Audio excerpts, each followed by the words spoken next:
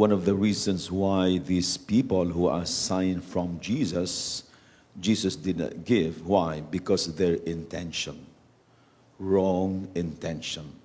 It is not evil, it is not bad to ask for signs. Probably yung mga asawa niyo, boyfriend, girlfriend, Lord, give me a sign. Siya na. Wow, sana all.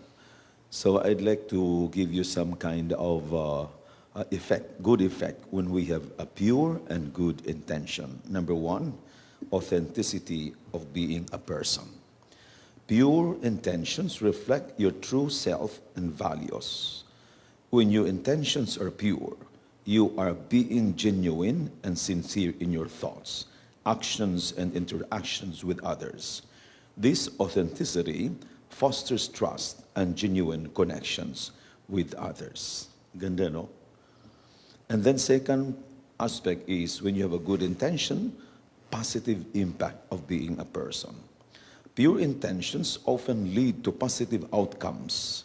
When your intentions are rooted in goodness, compassion, and empathy, your actions are more likely to benefit others and contribute positively to the world. Pure intentions can inspire and uplift those around you. Third, ethical conduct. Yung mga magandang pagkilos, paggawa ng bagay.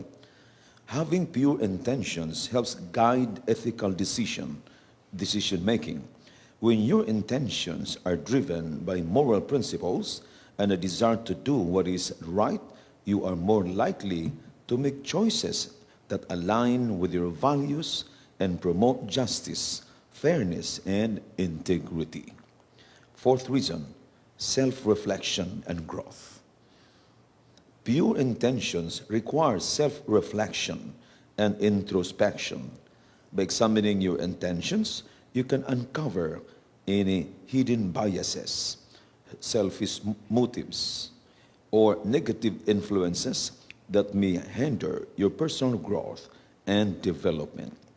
This self-awareness allows you to make conscious efforts to improve and align your intentions with your higher values. The fifth is emotional well-being. Pure intentions contribute to your emotional well-being. When you act with pure intentions, you experience a sense of inner peace, contentment, and fulfillment, knowing that your actions are driven by genuine care and compassion brings about a positive emotional state. Parang happy, no? Parang peaceful. And last, building trust and relationship. Pure intentions are essential for building trust and nurturing healthy relationships. When others perceive your intentions as pure and genuine, they are more likely to trust you. Amen? Confide in you and form deep connections with you. And these are the attitudes of Christ. When he fulfilled the will of the Father, he did it with a pure intention. As Christians, we are all invited to this level. We continue to make our intentions pure to God and to other people. Amen.